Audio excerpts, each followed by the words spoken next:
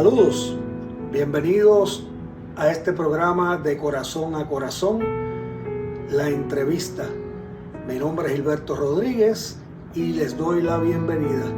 Hoy, pues muy alegre y muy contento con la visita que tengo, el entrevistado de hoy, un gran amigo, Melvin Javier Vázquez, reverendo Melvin Javier Vázquez, también evangelista de nuestra Iglesia de Dios Pentecostal Misión Internacional de la región sudeste de los Estados Unidos. Melvin, bienvenido. Gilberto, Qué un bueno placer, tenerte muchas gracias. aquí en esta noche. Muchas gracias por el privilegio, es un honor estar con usted y felicidades por el programa y la iniciativa que has comenzado. Gracias. Es un gusto tenerte aquí esta noche compartiendo. Nos conocemos hace algunos años. Un joven con una trayectoria increíble, una trayectoria muy hermosa en los caminos del Señor. Melvin, me gustaría, para comenzar, que me hables un poquito sobre el entorno de tu vida desde tu niñez. ¿Quiénes son tus padres? ¿En qué se desempeñaron tus padres? Si tienes hermanos, háblanos un poquito sobre tu niñez. Claro que sí, oriundo de Puerto Rico, nací en Caguas, no sé por qué, pero oriundo de Aybonito, Somos compueblanos, yo soy de Caguas. Claro que sí. A Dios le plació que mi madre fuese a Caguas a darme a luz y luego regresamos a Aybonito. Me crié, hice apenas unos 5 años y medio en Puerto Rico. Soy el hijo menor de mis padres, Juan Vázquez y Virginia González. Tuve el privilegio de ser criado en el Evangelio dentro de la Iglesia de Dios Pentecostal en Puerto Rico, en una de las décadas más hermosas dentro del mundo evangélico y en el pentecostalismo puertorriqueño, en la década de los 80. Soy el menor, tengo un hermano mayor y una hermana mayor. Mis padres no son pastores, pero se dieron la responsabilidad y la tarea de darnos una buena crianza, gracias a Dios. Y también gracias a la comunidad de fe en un pueblo tan hermoso, sencillo, el pueblo de las flores, de la eterna primavera allá en las montañas en Aybonito. Y dentro de un pentecostalismo clásico, uno de los recuerdos más hermosos que tengo de la niñez, aparte de la coinonía familiar y eclesiástica, es el medio ambiente. Nos criamos escuchando música clásica, música doctrinal. En aquellos entonces mi madre siempre me decía que desde que estaba en el vientre y aún después que nací, todas las tardes allí en el balcón siempre se escuchaba las emisoras cristianas. En aquel entonces las emisoras eran diferentes a lo que son ahora. La música clásica, música doctrinal que resalta los atributos de Dios y nuestra doctrina, y eso fue parte crucial de mi crianza y de una hermosa niñez dentro de la Iglesia de Dios Pentecostal. Y aparte de eso, pues en aquel entonces, y Gilbert se va a poder identificar, la manera que integraban a los niños dentro del culto al Señor era diferente a lo que se vive hoy, y por eso la gente ve nuestra generación y se preguntan por qué son tan carismáticos, por qué son tan dinámicos, por qué son tan multifacéticos. Usted se puede identificar con eso como adorador, músico. O sea, nos enseñaban desde niños en la iglesia a ser parte de la comunidad de fe y nos envolvían en todos los quehaceres. Entonces, sí, tuve una niñez muy bonita, gracias a Dios, de una familia muy humilde, de unos padres, aunque no son pastores, personas temerosas a Dios, una familia que también se encaminaron en los caminos del Señor, y allá a la edad de 6 años, en el año 90, nos mudamos a la Florida Central. En aquel entonces Orlando era un campo de naranja, donde los puertorriqueños estaban llegando. Yo creo que Disney ayudó un poco en eso. Venían de turistas y luego pues les gustaba, no sé qué, porque el clima acá como que no llama la atención, pero del 90, ahora año 2021, Orlando se ha convertido en una metrópolis impresionante. Kissimmee parece Ponce, Orlando parece Bayamón o Carolina, y del 90 en adelante pues ahí transicionamos a una vida latinoamericana, se puede decir, y de ciudad. Qué bien, Melvin. Oye, Melvin, y esos comienzos en tu juventud dentro del cristianismo, ¿cómo fueron? Bueno, cuando nos mudamos de Puerto Rico, seguimos congregándonos en la Iglesia de Dios Pentecostal acá en Orlando, Florida. La primera vez que llegamos, estuvimos con el pastor Elías Flecha en la iglesia de la Orange, era una de las iglesias primordiales más establecidas en ese entonces, y luego fuimos creciendo Tuve en mi preadolescencia en la iglesia de la Dalia y allí crecimos a la edad de 12 años, recuerdo bien, porque estos momentos deben de impactarnos y crear un sello, una marca en nuestra mente y nuestro recuerdo. El 12 de noviembre del 1995 tuve una experiencia maravillosa que se ha convertido en una vivencia, el bautismo en el Espíritu Santo. A la edad de 12 años tuve esa extraordinaria experiencia, y vuelvo y repito, valga la redundancia, esa experiencia que se ha convertido en una vivencia, esa relación con el Espíritu Santo, esa comunión, esa relación con el Espíritu Santo. Aunque ya era músico en la iglesia desde niño, comencé a la edad de 10 años en la escuela secundaria a tocar la trompeta, o intermedia, mejor dicho, a tocar la trompeta, y luego en la iglesia comencé a tocar la trompeta, la batería, así como todos comenzamos. Sí, tenemos varias cosas en común. Somos de Cagua, también empezamos con la trompeta, la batería. Sí, así fue el comienzo.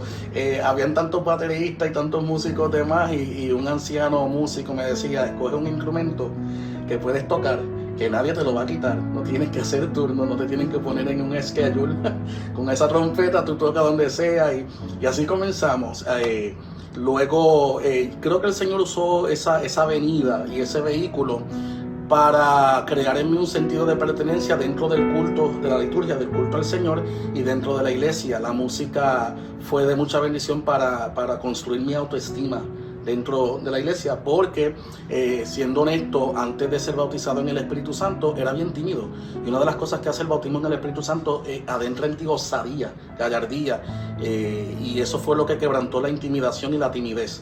Cuando llega a finales del 95, la llenura del Espíritu Santo, recuerdo que de ahí en adelante, aparte de apasionarme por la música en la iglesia, comenzó ese ardor por las misiones, el deseo de predicar la palabra, de enseñar la palabra, y también el deseo de ejercer la música, pero a un nivel de excelencia. Recuerdo que después del 95, en el año 96, le pedí al Espíritu Santo, dame la capacidad de poder tocar todos los instrumentos, y así fue Gilbert, de la trompeta y la batería. Luego, en los días de semana en la iglesia no iban los guitarristas, entonces el pastor, cuando uno es adolescente, pues uno no trabaja, uno no. Yo estaba en la iglesia martes, miércoles, jueves, en los tiempos de antes, todas las sociedades tienen su culto en la semana: martes caballeros, jueves jóvenes, viernes damas, sábado las campañas, domingo en la mañana. 7 días a la semana. O sea, y es que es algo que extrañamos, y sí, yo sé que los tiempos han cambiado, pero era una vida integrada completamente en la comunidad de fe, y eso nos ayudaba mucho a desarrollarnos en la música y en el ministerio, tanto así que en aquel entonces se ensayaba para cultos especiales, aniversarios, campañas, pero los cultos de sociedades, eso era se matan dos, se matan tres, y uno como músico tenía que agudizar su oído, y no importa, todo el mundo cantaba, ahí todo el mundo... Y los coros duraban media hora, sí, y sí. el Espíritu Santo se movió de una manera terrible. Sí, era una época maravillosa, pero así nos pulieron, nos entrenaron. A veces los músicos buscando el tono, alguien gritaba la mayor desesperación, estamos en la mayor, todo el mundo en la mayor, y cuando todo el mundo encajaban en el acorde, en la clave, en el tono, ahí la anciana decía, seguimos con el 224, y pues nos criamos en esa dinámica. Fue hermoso, eso fue hermoso. Sí, fue un tiempo maravilloso, y creó en nosotros un sentido de pertenencia dentro de la casa de Dios. Y siempre apoyo eso, motivo dentro de la niñez, de la juventud, lo que es la música, porque número uno, el cerebro del ser humano en esa edad, en esa etapa es bien elástico.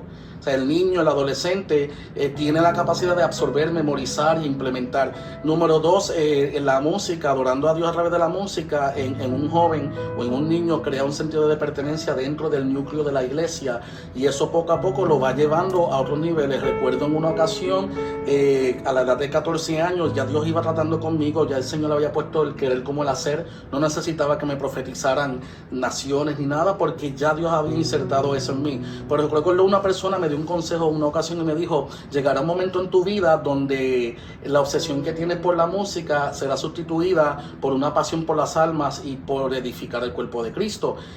Yo decía, jamás y nunca yo voy a dejar la música, jamás y nunca yo dejaré de ser pianista en la iglesia, porque ese es mi todo. Y fue transicionando mientras más iba creciendo en gracia, en sabiduría, en el temor a Dios.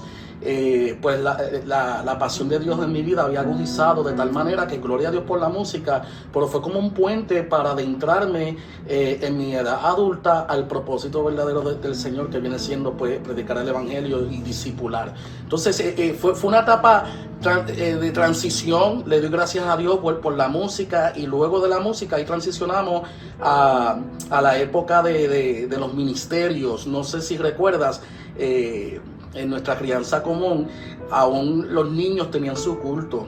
Los niños nos ponían a predicar y a veces hasta nos daban posiciones. Sí. Presidente de niños, se recolectaba la cuota, se tenía que memorizar el verso bíblico, decirlo antifonalmente. Yeah. O sea, nos ponían una presión y utilizaban unos mecanismos psicológicos, el conductismo. Recuerdo que para que nos memorizáramos versos bíblicos o los libros de la Biblia nos decían que en 2 semanas teníamos que exponer, y por cada libro o verso nos daban un pedazo de chocolate. Y gracias a Dios por eso. Claro que gracias sí. a Dios por sí, eso. Sí. Porque eso ahora en nuestra vida adulta nos ha llevado a otro nivel. Nos ha llevado porque aunque como niños nos memorizábamos tantos textos y todos estos detalles, los libros de la Biblia, a la medida que fuimos creciendo, ya la palabra estaba en nosotros. Ya eso va funcionando. Por eso usted que nos está escuchando, la Biblia no falla cuando dice: instruye al niño en su camino, y aun cuando fuere viejo no se apartará. Porque aunque el niño esté en la iglesia y esté durmiendo, su cerebro está despierto y todo lo que escucha lo está absorbiendo, y eso se retiene en el corazón. Entonces nos insertaron la palabra de tal manera que cuando fuimos creciendo ya teníamos un ancla, teníamos un fundamento firme, y eso nos ayudó en gran manera. Qué bueno, Melvin. Oye, sé que tienes una trayectoria hermosa dentro de lo que hoy se conoce como AGEC, los embajadores de Cristo, los jóvenes embajadores de Cristo. Y me gustaría que nos trajera un insumo de cómo fue esa trayectoria dentro de esta asociación que fuiste un líder. Amén. El insumo. Porque yo debí de haber escrito un libro. Fueron 14 años y toda mi juventud depositada en la Asociación de Jóvenes Embajadores de Cristo. AGEC tiene una trayectoria extraordinaria, comenzando en el 1937. Hombres de Dios y mujeres de Dios que han marcado la historia, desde Luis M. Ortiz, fundador del Movimiento Misionero Mundial, que fue o quien fuese presidente en la década de los 40, Abelardo Berrío, fundador del Concilio Latinoamericano, quien fuese también presidente de AGEC en los 40, la década de los 40, Pedro Martínez Lugo, 11 años de presidencia en AGEC. Creo que él rompió el récord y nadie lo va a romper. Pedrito Martínez Lugo, 11 años de casi 11 años, y de AGEC hacia las misiones, a establecer la bandera del Evangelio de Pentecostés en Tegucigalpa, Honduras, y de Honduras a todo Centroamérica. La historia del legado y el legado de la asociación fue insertado en mí desde temprana edad, ya que el primo hermano de mi papá, que en paz descanse, este año falleció, el pastor misionero Pedro Vázquez Cartagena, fue presidente de AGEC en los 70, y a través de su ministerio en Puerto Rico comenzaron un evento bien famoso llamado Encuentro con Dios, que al sol de hoy creo que celebraron 50 años, hace 2 años, se celebra todos los años en el mes de noviembre. Y también el reverendo Pedro Vázquez comenzó este movimiento misionero dentro de AGEC, tanto así que cuando él terminó, estuvo en la pastoral toda su vida y siendo presidente de AGEC, y también desgastó su fuerza y energía en las misiones. Cuando yo tenía, yo diría como unos 9 o 10 años de edad, el deseo comenzó, y yo decía, siempre lo hablaba, no sé, cosas de niño, ¿verdad? Que yo algún día iba a ser presidente de la Asociación de Jóvenes. Era un deseo, y no era un deseo megalomaniático, porque era algo inocente de un niño. A la medida que fui creciendo, cuando entré en la adolescencia en AGEC, recuerdo mi primera convención, Clewiston, Florida, 1996. Hacía falta, en aquel entonces celebraban el certamen joven y juvenil del año. Y yo llego a la convención, no había representante de mi distrito para ese certamen. Mi primera convención, competí para juvenil del año, no había estudiado, no había nada. Usualmente en aquel entonces los jóvenes se preparaban de 6 meses a 9 meses para competir. Casi saqué primer lugar, saqué segundo lugar, para mí era lo máximo. Y luego ese siguiente año me propuse, que también nos identificamos en esto, los juveniles son competitivos, y todas las competencias que habían en AGEC yo me apuntaba y ese año siguiente gané 4 competencias en primer lugar. No sé, estaba segundo. Unas competencias bíblicas. Recuerdo la iglesia del pastor Manuel Santos, él está en Poinciana, en aquel entonces él estaba en Plant City. Se llamaban las Olimpiadas Bíblicas Regionales. Llevó un equipo, eran 15 juveniles.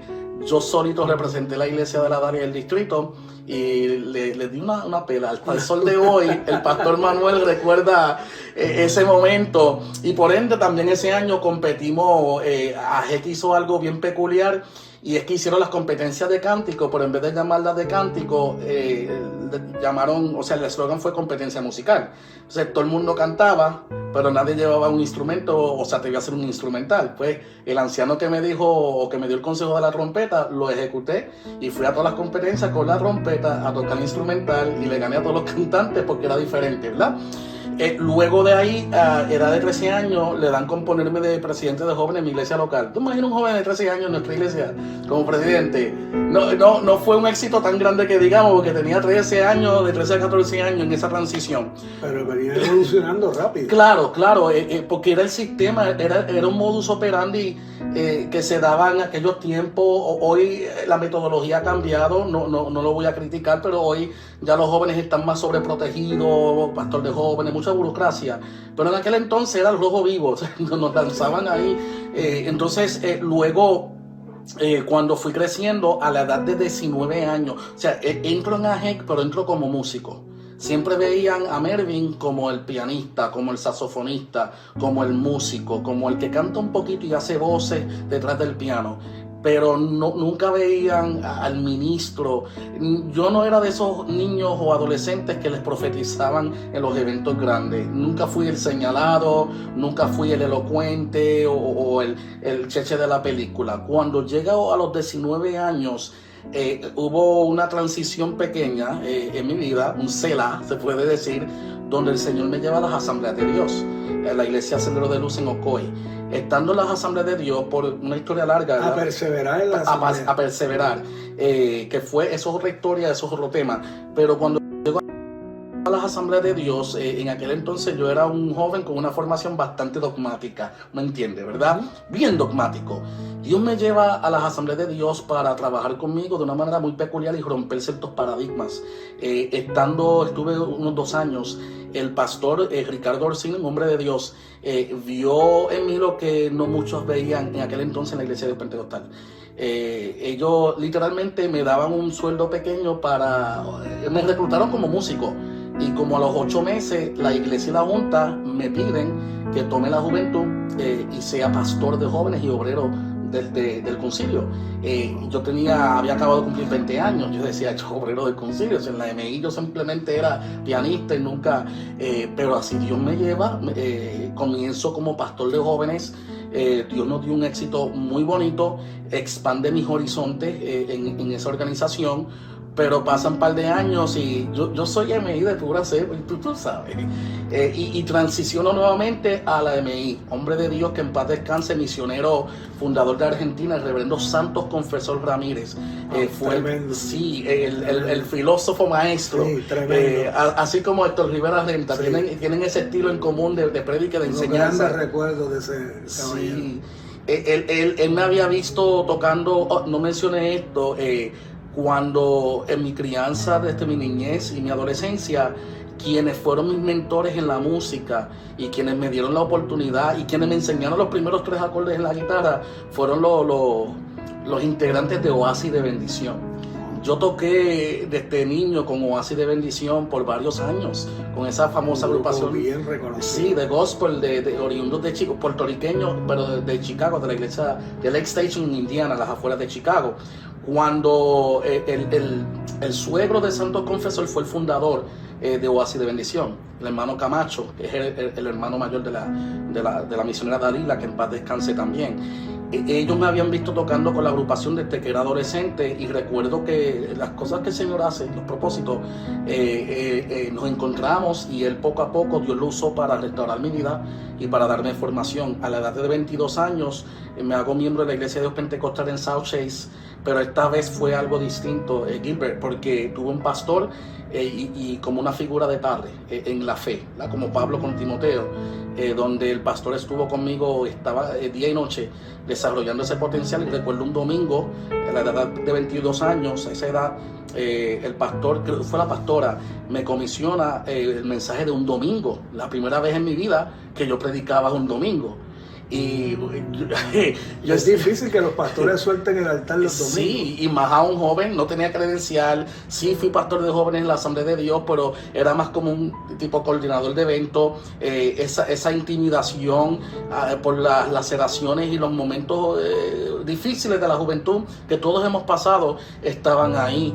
Pero ese domingo se quebrantó esa intimidación y fue como, bueno, todo el mundo quedó estupefacto, anonadado, perplejo, patidifuso, en shock, sorprendido.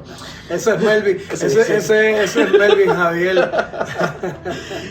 Porque cuando predico, había predicado un culto de jóvenes, pero dando más estudios. Yo comencé dando conferencias, pero ese domingo predicó un mensaje. El mensaje fue, decían, predicaste como si estuviera en una convención.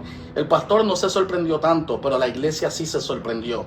Y muchos preguntaban, pero ¿cómo es posible que desarrolló un mensaje tan rimbombante, ungido y dinámico a la vez? Pues el secreto es el siguiente, ¿verdad? La trayectoria surge que toda mi vida me gustaba predicar, pero predicaba en el baño con el pilón que se usa para hacer mofongo.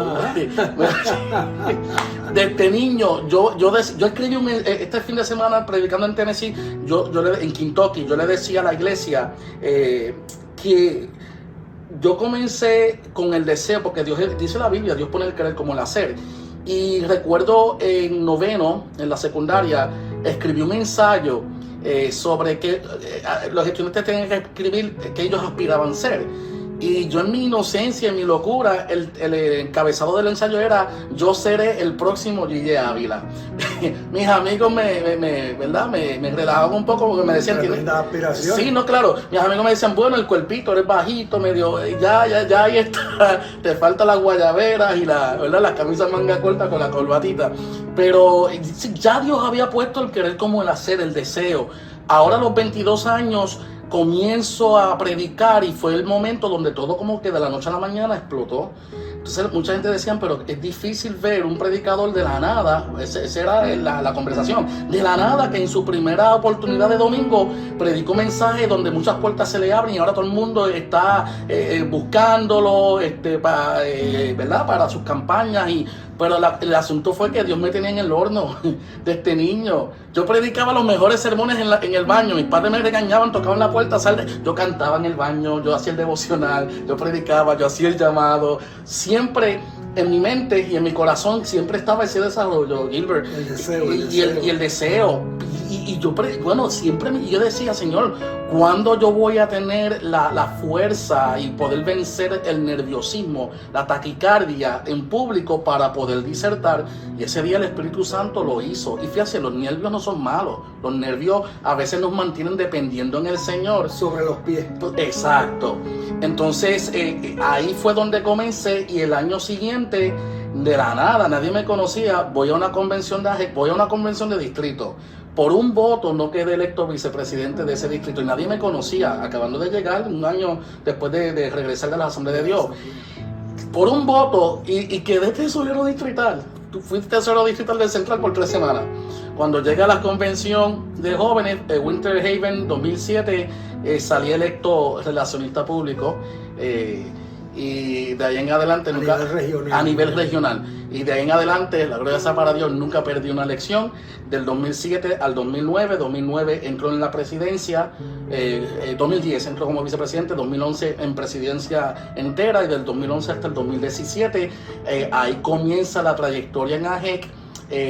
Yo pensaba que iba a ser presidente bien jovencito. A Dios le place que entre ya a los 25, 26 años. Los planes de Dios, como dice Isaías 55:8, mis caminos no son vuestros, ni mis pensamientos, así como son más altos que los cielos que la tierra, son mis caminos. Dios es perfecto. Yo hubiese entrado a una edad prematura a la presidencia de AGEC, es posible que hubiese sido un desastre por la inmadurez, por ese impulso juvenil de querer protagonizar y resaltar. Entro ya a los 25, 26 años, ya tenía la perspectiva muy clara de lo que íbamos a hacer con la juventud, y ahí fue donde comenzó un desarrollo educativo, misionero y evangelístico dentro de la juventud, y ahí sí que puedo decir que fueron los años más maravillosos de mi vida. Estamos dialogando con el reverendo evangelista Melvin Javier Vázquez, una historia hermosa, ¿verdad?, de un joven dado al Señor. Melvin, ¿cuántos años realmente estuviste presidiendo la Asociación de Jóvenes Embajadores de Cristo? Claro que sí, en el 2010 entramos en la vicepresidencia, tuve un año ahí trabajando en ese conjunto y un tiempo de transición, y del 2011 al 2017 estuvimos 3 periodos, lo que el reglamento aparentemente establece que es el límite. Pude haber hecho uno más, pero el tiempo había llegado y habíamos culminado bien, o sea, todas las metas que nos habíamos trazado las alcanzamos y aún un poquito más. Estuvimos en presidencia en totalidad, en función completa, unos 6 años. Estoy en empate con el reverendo Johnny Velázquez, ¿sabes? En la región sureste. Él tuvo 6, él tuvo 6 años de presidencia, pero dividido, ¿verdad? Como, vamos a ver si Klopp también logra eso. Pero yo tuve los 6 años, los 3 términos consecutivos. Ok, Melvin, y una vez sales, recuerdo aquella celebración grandísima que se hizo el día que te retiraste de la presidencia. Estuve presente, estuve allí, pero una vez sales de la Asociación de Jóvenes Embajadores de Cristo, ¿qué pasa con Melvin Javier Vázquez? ¿En qué se envuelve Melvin Javier para continuar con el ministerio que Dios ha puesto en sus manos? Mire, yo entiendo que si fuésemos a hablar solo de AGE, pudiésemos estar 2 programas más, porque fueron prácticamente mi juventud, la mitad de mi vida entera. 3 años antes de terminar la presidencia, ya mentalmente comencé a prepararme para esa transición. No extraño la burocracia ni la política, pero sí extraño el estar con la juventud y hacer el trabajo del Señor y ver los resultados. El trabajo en asociación, por lo menos en nuestra región, es un trabajo semipastoral, más con los jóvenes aún. Yo sé que con los caballeros se trabaja en un enlace con la pastoral. Hay que hacer como una empatía pastoral, que aunque los líderes no sean pastores, siempre esa empatía pastoral aflora de uno en la ejecutoria. Comencé a prepararme mentalmente, tuve buenos mentores durante mi presidencia, y esa fue una de las claves del éxito y del avivamiento que hubo. Cuando hablo de avivamiento, no solamente lo someto a lo espiritual, sino en todas las áreas de crecimiento. Tuve los expresidentes de Puerto Rico históricos como Georgie Pauneto, Wilmer Pavón, entre otros, que siempre los tuve de cerca, y todos ellos y muchos nombres más me aconsejaban, especialmente esos últimos años, a prepararme mentalmente, espiritualmente, emocionalmente para lo que iba a ser la transición. Porque cuando uno está, y también usted lo sabe, cuando uno está en posiciones de asociación, y más en nuestra organización, que es bastante grande, todo el mundo te busca, todo el mundo te llama, todo el mundo ora por ti, te profetiza mucho, y el momento que uno termina, uno escucha los coquís de Puerto Rico desde Orlando, Florida. Me fui preparando. El último año, mi penúltima convención fue en Tampa en el 2016. Recuerdo en la asamblea, yendo de camino hacia la asamblea por la autopista, la 275 en Tampa, el Espíritu Santo comenzó a tratar conmigo dentro de mi vehículo. Ahí media hora comencé a llorar fuertemente, y todavía me quedaba un año. O sea, era la asamblea del 16, no del 17.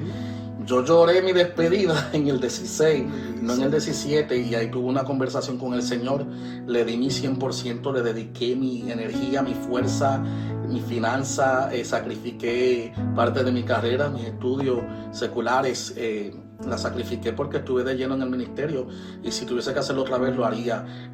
Cuando termino, transicioné bien, porque ya en el 2012 obtuve la credencial de evangelista. Yo nunca la pedí, no fue algo que yo, no estaba ni en mi mente, pero como líder de asociación, encabezando una directiva, pues se me iba a dar una credencial de ministerio especial.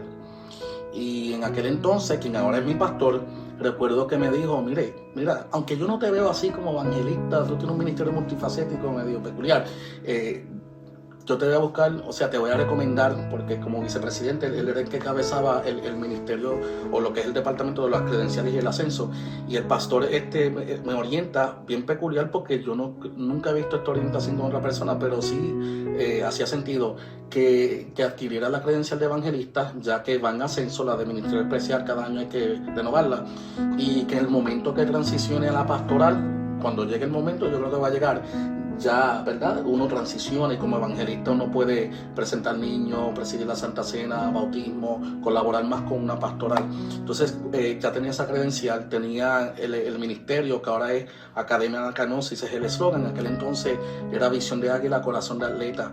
Dios me da el privilegio y la gloria se la doy a Él, que durante mi presidencia de AGEC y aún mis años en la directiva regional, tuve la oportunidad de viajar a 17 países, tuve la oportunidad de predicar en más de 25 regiones y tuve la oportunidad de predicar en más de 600 iglesias en nuestra organización a nivel Sudamérica, Centroamérica, Puerto Rico. Entonces ya tenía cierta identidad y había hecho iniciativas con el ministerio personal y las ideas personales que Dios había puesto en mí, conectándolas ¿verdad? Con AGEC y la agenda de la Asociación de Jóvenes. Entonces cuando terminó la presidencia, antes de caer en esa famosa depresión que todos los presidentes hablan y cuentan, tenía la agenda tan llena del mes de julio hasta el mes de diciembre del 2017. Estuve en Belice, Costa Rica, Colombia, Argentina, Uruguay. O sea, estaba tan ocupado. Esa depre me entra en diciembre, ya que las agendas acaban, es las navidades, es la transición del año, enero las iglesias tienen ayuno, oración, no hay campañas, y en esos 2 meses ahí fue donde me chocó y fue fuerte. Y recuerdo que tuvimos una conversación sobre ese tema. Correcto. Y me recuerdo como ahora me dices, Gilbert, no sé qué voy a hacer en este tiempo de diciembre. Sí. Recuerdo eso. Sí. Melvin, ¿qué es anacainosis? Anacainosis, la etimología de la palabra es renovación. En la Biblia se encuentra 2 veces, del griego koiné, arcaico. Romanos 12:2 es el verso bíblico que nos amplifica el concepto. No os conforméis a este cosmo, mundo, cultura, siglo, sino transformaos, metamorfosis, por medio de la renovación. Ahí está la palabra, anacainosis, renovación. Transformaos, metamorfosis, por medio de la anacainosis, del entendimiento. Que es el entendimiento, ahí la palabra psique en el original, la mente, el alma, la mente, las emociones y la voluntad. El eslogan utilizamos el eslogan para llevar a cabo una serie de eventos teológicos y eclesiológicos, donde hacemos tertulia, más o menos lo que estamos haciendo ahora, utilizando diferentes métodos de comunicación para enseñar la palabra de una manera más interactiva. Anacainosis gustó tanto, sustituye el eslogan Visión de Águila, Corazón de Atleta. Eso es lo que se conocía en el ministerio como Visión de Águila, Corazón de Atleta, que era un ministerio de hacer campamentos de capacitación de liderazgo, ¿verdad? Más enfocado en el líder. Muy buenos, por cierto, yo he participado en ellos. Ahora transiciona más a un ámbito de conversaciones y temas teológicos, apologéticos y eclesiológicos. Comenzamos a trabajar, yo diría que gran parte de la agenda que no pude lograr a cabalidad en AGEC, la continué con anacainosis, no limitándolo a los jóvenes, porque dicho sea de paso, yo mientras estuve presidiendo AGEC tenía en el andar comencé a ver ciertas cosas, Gilbert, y a veces cometemos el error de segregar mucho la iglesia. Y ahora la obsesión buena que tengo con el ministerio es trabajar con la familia. Papá, mamá, hija, hijo, todos unidos. El altar, instaurar el altar familiar, porque la educación primordial comienza en casa, no es del gobierno, no es de la escuela pública, y aún la iglesia no puede competir. Nosotros nos congregamos ni si apenas un par de horas a la semana, domingo, un día de semana, una campaña, un evento el fin de semana, no es suficiente.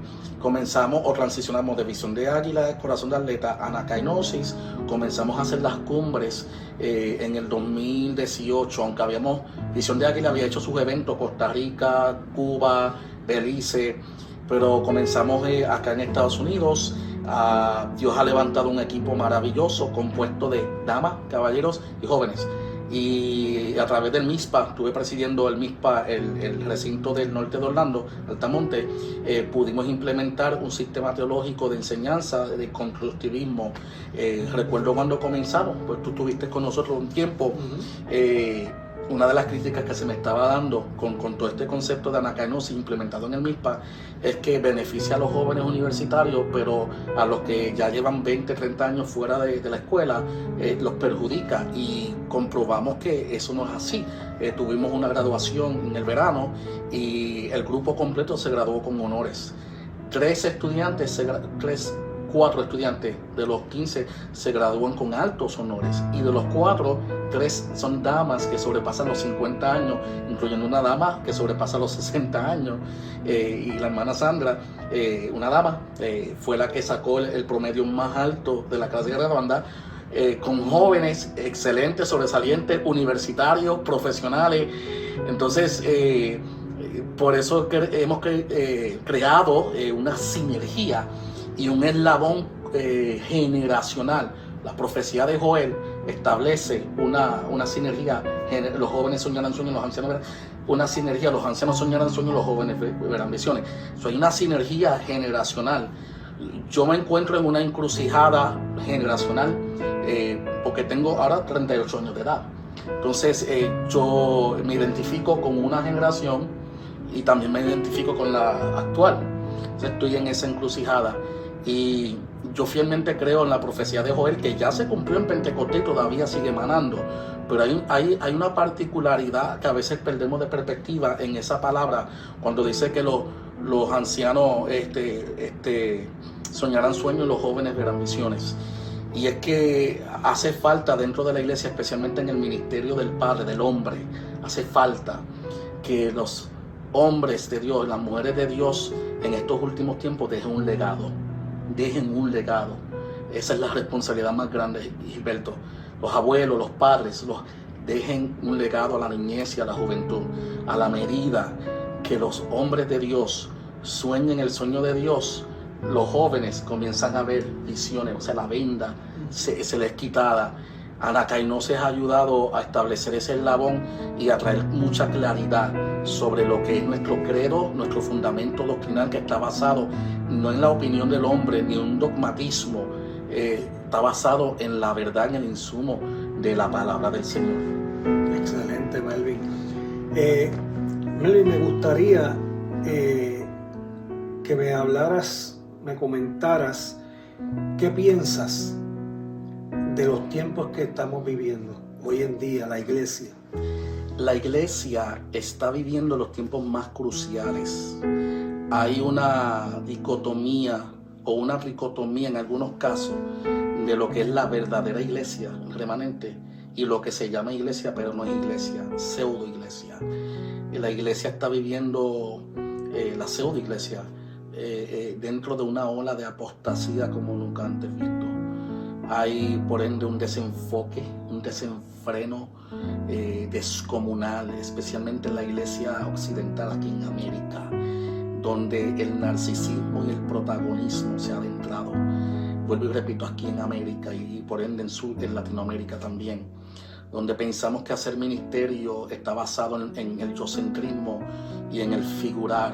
Y aparte de eso, este desenfoque se ha adentrado de tal manera que mucho de lo que se llama iglesia ya no predica lo fundamental: amonestar el pecado, la salvación por gracia y no por obra, y el mensaje de la segunda venida de Cristo y del rapto, del levantamiento de la iglesia, por ende la segunda venida de Cristo. Son tiempos bien difíciles. Hay un sector de la iglesia que abraza el misticismo, la superstición. Hay otro sector de la iglesia que abraza el legalismo. El pentemesianismo está de moda. Hay otro sector que abraza... Es como si muchos se quieren aferrar a los extremos, cuando lo que necesitamos es volver al centro, y el centro es Jesucristo y la verdad de su palabra. Son los tiempos más cruciales. Todo nos está anunciando que nuestra redención está cerca. Y si nuestros sentidos espirituales estuviesen bien agudizados y comprendiéramos lo oportuno y lo poco que nos falta para llegar a ese momento, creo que nuestra mentalidad, nuestras metas trazadas y nuestros planes y sueños, como le dice, ¿verdad?, el posmodernismo, los sueños cambiarían drásticamente. Últimamente, mientras estoy viajando y predicando, siempre hago una pregunta sencilla. Le digo a la audiencia: si usted fuese a saber, esto es una suposición, que el rapto de la iglesia, el levantamiento, fuese a ocurrir la próxima semana, en este mismo momento, ¿cómo su vida cambiaría? Su rutina, su forma de pensar, las prioridades. Las prioridades. Yo les garantizo que toda raíz de amargura y toda molestia trivial se extirparía. Yo les garantizo que hasta el hambre se le iría. El deseo de estar viendo televisor y estar en las redes sociales se le iría. Estarían, bueno, los que tienen pasión por las almas, estarían como locos, llamando, tocando puertas, evangelizando, de tal manera. Es más, el mecanismo de evangelismo cambiaría. Porque hoy en día muchos evangelizan dando una botellita de agua y con un Cristo te ama. Y el pecador aquí en América ya eso lo sabe. Y te dice: yo lo sé. Y después, Cristo te ama, ¿qué más le digo? Dios tiene grandes propósitos contigo. Ay, qué bueno, gloria a Dios. Está bien. Ay, tienes que ir a la iglesia. ¿Por qué? Si ya Cristo me ama y tiene grandes propósitos conmigo. Y el momento que uno por la palabra lo confronta: eres pecador, necesitas arrepentimiento y nacer de nuevo. Ay, me ofendiste. Me ofendiste. Y después, como uno quiere ser tan políticamente correcto, Dios reprenda al diablo. Y no estoy diciendo que nosotros ofendemos a la gente, pero la verdad hay que decirle y hay que hablarla. Cuando un doctor recibe a un paciente y le hace un diagnóstico y el paciente tiene X enfermedad o X cáncer, el doctor se lo va a decir. Nadie se va a poner contento al escuchar esa noticia, pero se lo va a decir con la finalidad de que pueda sanar, de que pueda hacer algo, un cambio. Si fuésemos a saber que la trompeta fuese a sonar la semana que viene, evangelizaríamos de una manera hasta más agresiva. Estilo Gigi, estilo Gillito. Imagínate, el diablo te va a llevar si no te arrepientes. Yo no me imagino, haciendo un paréntesis, a Gigi tomando temperaturas en sus campañas y estableciendo distanciamiento social, pero bueno, eso es otro tema para otro día, para otra ocasión. Pero fuera diferente. Y si la persona siendo evangelizada dijera: ay, me siento ofendido, el que está evangelizando le diría: mira, prefiero lacerarte con la verdad que verte perderte por la eternidad en el lago de fuego. Entonces esa urgencia, esa es mi oración. A veces le digo al Señor: Señor, bautízanos en la angustia, pon tu pasión en nosotros y que esa urgencia nos sacuda cada día, y me incluyo, nos sacuda cada día, porque viviendo y caminando bajo esa urgencia, Gilbert, no nos desenfocamos de cosas triviales y periféricas del diario vivir. Entonces la iglesia tiene que volver al fundamento. Esto no es tan complicado. Cristo sana, Cristo salva, bautiza y viene otra vez. La iglesia tiene que hacer eco de eso. Mi generación y la generación que se está levantando tiene que dejarse de tanto humanismo y de estar buscando a un Dios tipo Santa Claus que está ahí para... No, a Dios no se busca por los panes y los peces. A Dios no se le sirve por lo que Él da, es por quien es Él. Y por eso predicamos el evangelio tal y como es.